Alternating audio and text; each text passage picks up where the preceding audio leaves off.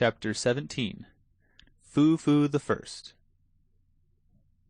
Miles Hendon hurried along toward the Southwark end of the bridge, keeping a sharp lookout for the persons he sought, and hoping and expecting to overtake them presently.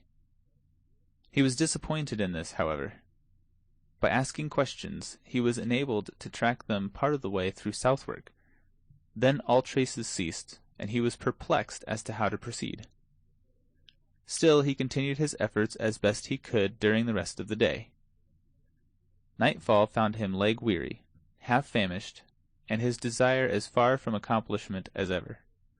So he supped at the Tabard Inn and went to bed, resolved to make an early start in the morning and give the town an exhaustive search. As he lay thinking and planning, he presently began to reason thus. The boy would escape from the ruffian, his reputed father, if possible. Would he go back to London and seek his former haunts? No, he would not do that. He would avoid recapture. What then would he do? Never having had a friend in the world, or a protector, until he met Miles Hendon, he would naturally try to find that friend again, provided the effort did not require him to go toward London in danger. He would strike for Hendon Hall. That is what he would do, for he knew Hendon was homeward bound, and there he might expect to find him. Yes, the case was plain to Hendon. He must lose no more time in Southwark, but move at once through Kent, toward Monk's Holm, searching the wood and inquiring as he went. Let us return to the vanished little king now. The ruffian whom the waiter at the inn on the bridge saw about to join the youth and the king did not exactly join them, but fell in close behind them and followed their steps. He said nothing. His left arm was in a sling, and he wore a large green patch over his left eye. He limped slightly, and used an oaken staff as a support. The youth led the king a crooked course through Southwark, and by struck into the high road beyond. The king was irritated now, and said he would stop here. It was Hendon's place to come to him, not his to go to Hendon. He would not endure such insolence. He would stop where he was. The youth said, "Thou'lt tarry here, and thy friend lying wounded in the wood yonder? So be it, then." The king's manner changed at once. He cried out, "Wounded? And who hath dared to do it? But that is apart. Lead on, lead on. Faster, sirrah. Art shod with lead? Wounded is he? Now, though the doer of it be a duke's son, he shall rue it." It was some distance to the wood, but the space was speedily traversed. The youth looked about him, discovered a bough sticking in the ground, with a small bit of rag tied to it, then led the way into the forest, watching for similar boughs and finding them at intervals. They were evidently guides to the point he was aiming at. By and by an open place was reached, where were the charred remains of a farmhouse, and near them a barn which was falling to ruin and decay. There was no sign of life anywhere, and utter silence prevailed. The youth entered the barn, the king following eagerly upon his heels. No one there. The king shot a surprised and suspicious glance at the youth and asked, "Where is he?" A mocking laugh was his answer. The king was in a rage in a moment. He seized a billet of wood and was in the act of charging upon the youth when another mocking laugh fell upon his ear. It was from the lame ruffian, who had been following at a distance. The king turned and said angrily, "Who art thou? What is thy business here?" "Leave thy foolery," said the man, "and quiet thyself. My disguise is none so good that thou canst pretend thou knowest not thy father through it. Thou art not my father, I know thee not. I am the king. If thou hast hid my servant, find him for me, or thou shalt sup sorrow for what thou hast done." John Canty replied, in a stern and measured voice, "It is plain thou art mad, and I am loath to punish thee, but if thou provoke me, I must. Thy prating doth no harm here, where there are no ears that need to mind thy follies. Yet it is well to practise thy tongue to wary speech, that it may do no hurt when our quarters change. I have done a murder, and may not tarry at home. Neither shalt thou, seeing I need thy service. My name is changed, for wise reasons, It is Hobbs, John Hobbs. Thine is Jack. Charge thy memory accordingly. Now then, speak. Where is thy mother? Where are thy sisters? They came not to the place appointed. Knowest thou whither they went? The king answered sullenly, Trouble me not with these riddles. My mother is dead. My sisters are in the palace. The youth nearby burst into a derisive laugh, and the king would have assaulted him. But Canty, or Hobbs, as he now called himself, prevented him and said, Peace, Hugo, vex him not. His mind is astray, and thy ways fret him. Sit thee down, Jack, and quiet thyself. Thou shalt have a morsel to eat anon. Hobbs and Hugo fell to talking together, in low voices, and the king removed himself as far as he could from their disagreeable company. He withdrew into the twilight of the farther end of the barn, where he found the earthen floor bedded a foot deep with straw. He lay down here, drew straw over himself in lieu of blankets, and was soon absorbed in thinking. He had many griefs, but the minor ones were swept almost into forgetfulness by the supreme one, the loss of his father. To the rest of the world the name of Henry VIII brought a shiver, and suggested an ogre whose nostrils breathed destruction, and whose hand dealt scourgings and death. But to this boy the name brought only sensations of pleasure. The figure it invoked wore a countenance that was all gentleness and affection. He called to mind a long succession of loving passages between his father and himself, and dwelt fondly upon them, his unstinted tears attesting how deep and real was the grief that possessed his heart. As the afternoon wasted away, the lad, wearied with his troubles, sank gradually into a tranquil and healing slumber. After a considerable time, he could not tell how long, his senses struggled to a half-consciousness, and as he lay with closed eyes, vaguely wondering where he was and what had been happening, he noted a murmurous sound, the sullen beating of rain upon the roof. A snug sense of comfort stole over him, which was rudely broken, the next moment, by a chorus of piping cackles and coarse laughter. It startled him disagreeably, and he unmuffled his head to see whence this interruption proceeded. A grim and unsightly picture met his eye. A bright fire was burning in the middle of the floor, at the other end of the barn, and around it, and lit weirdly up by the red glare, lolled and sprawled the motliest company of tattered gummer-scum and ruffians, of both sexes, he had ever read or dreamed of. There were huge, stalwart men, brown with exposure, long-haired and clothed in fantastic rags. There were middle-sized youths of truculent countenance and similarly clad. There were blind mendicants, with patched or bandaged eyes, crippled ones, with wooden legs and crutches, diseased ones, with running sores peeping from ineffectual wrappings. There was a villain-looking peddler with his pack, a knife-grinder, a tinker, and a barber-surgeon, with the implements of their trades. Some of the females were hardly grown girls, some were at prime, some were old and wrinkled hags, and all were loud, brazen, foul-mouthed, and all soiled and slatternly. There were 3 sore-faced babies. There were a couple of starveling curs, with strings about their necks, whose office was to lead the blind. The night was come. The gang had just finished feasting. An orgy was beginning. The can of liquor was passed from mouth to mouth. A general cry broke forth. A song from the Bat and Dick and Dot and Go One. One of the blind men got up, and made ready by casting aside the patches that sheltered his excellent eyes, and the pathetic placard which recited the cause of his calamity. Dot and Go One disencumbered himself from his timber leg and took his place, upon sound and healthy limbs, beside his fellow rascal. Then they roared out a rollicking ditty, and were reinforced by the whole crew at the end of each stanza in a rousing chorus. By the time the last stanza was reached, the half-drunken enthusiasm had risen to such a pitch that everybody joined in and sang it clear through from the beginning, producing a volume of villainous sound that made the rafters quake. These were the inspiring words. Be in Darkmans then, Bouse Morton ken, the bien coves bings awast, on shots to trine by Rome coves dine, for his long live at last.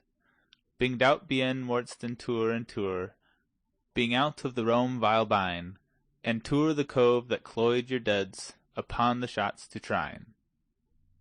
Conversation followed, not in the thieves' dialect of the song, for that was only used in talk when unfriendly ears might be listening.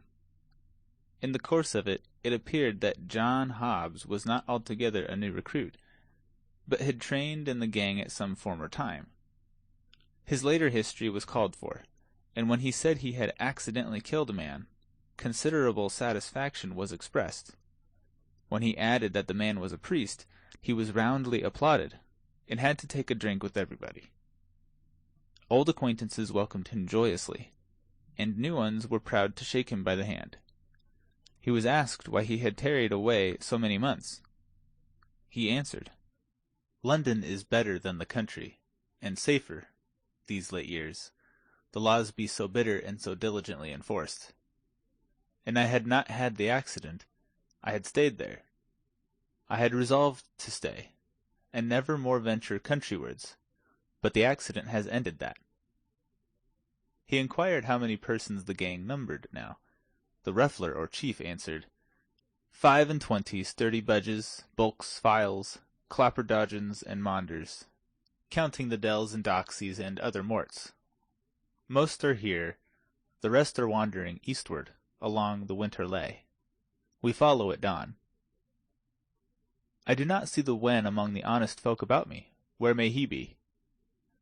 Poor lad, his diet is brimstone now, and over hot for a delicate taste.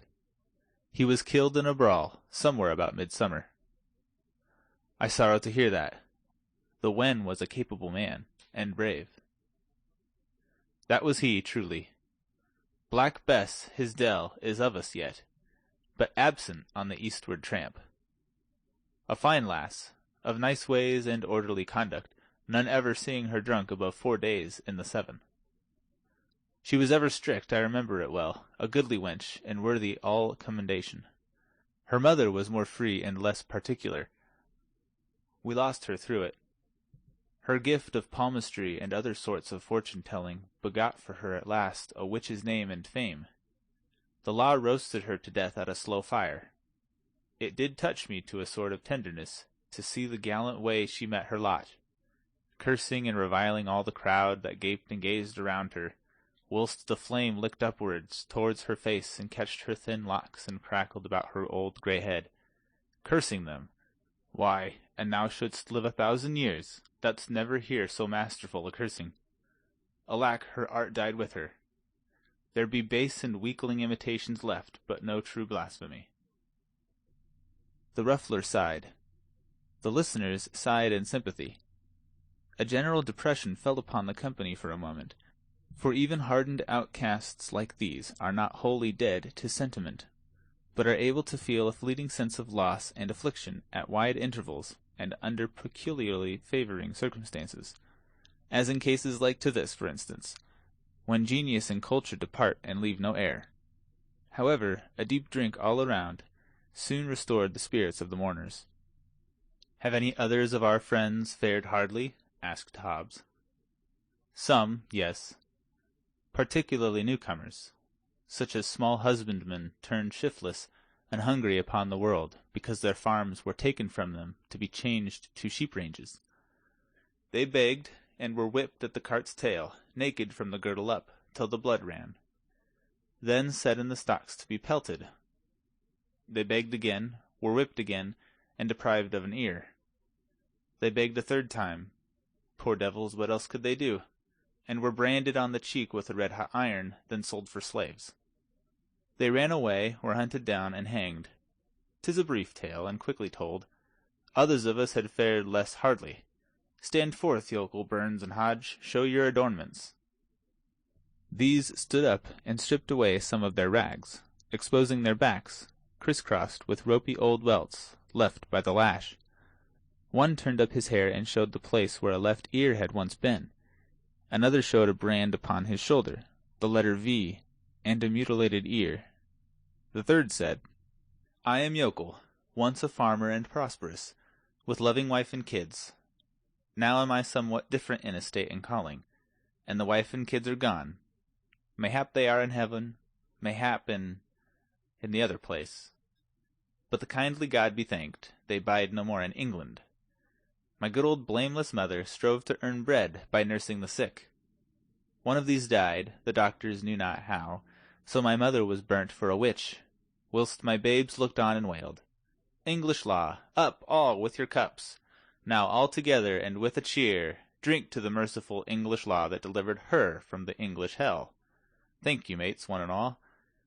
I begged from house to house, I and the wife, bearing with us the hungry kids. But it was a crime to be hungry in England. So they stripped us and lashed us through 3 towns. Drink ye all to the merciful English law, for its lash drank deep of my Mary's blood, and its blessed deliverance came quick. She lies there in the potter's field, safe from all harms.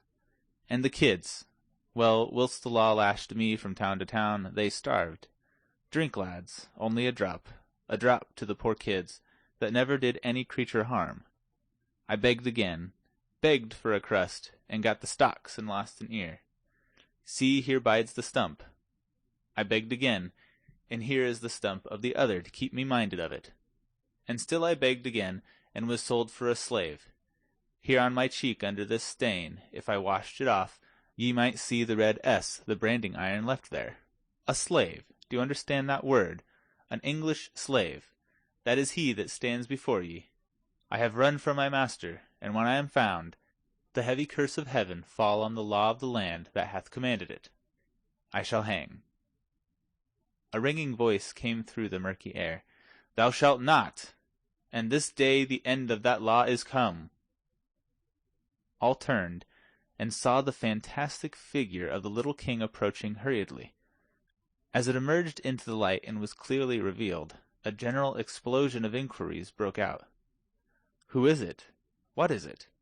Who art thou, mannikin? The boy stood unconfused in the midst of all those surprised and questioning eyes, and answered with princely dignity, I am Edward, King of England. A wild burst of laughter followed, partly of derision and partly of delight in the excellence of the joke.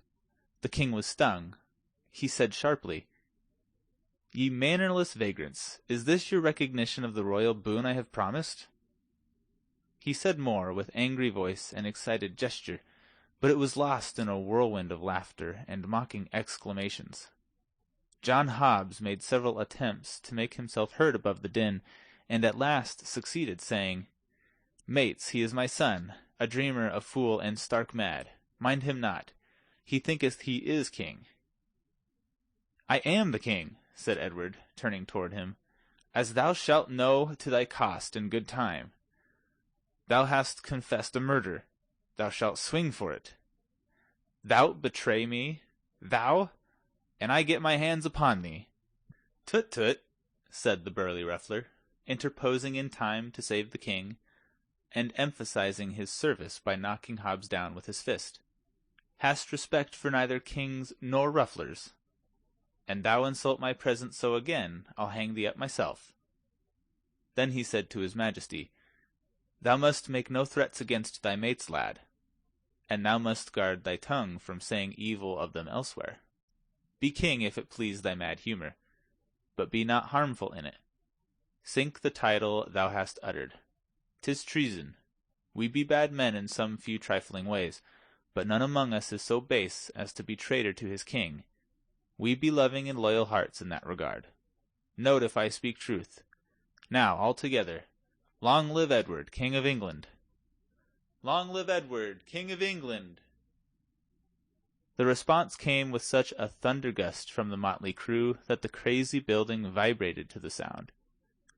The little king's face lighted with pleasure for an instant, and he slightly inclined his head and said with grave simplicity, I thank you, my good people. This unexpected result threw the company into convulsions of merriment. When something like quiet was presently come again, the ruffler said, firmly, but with an accent of good nature, Drop it, boy, 'tis not wise nor well.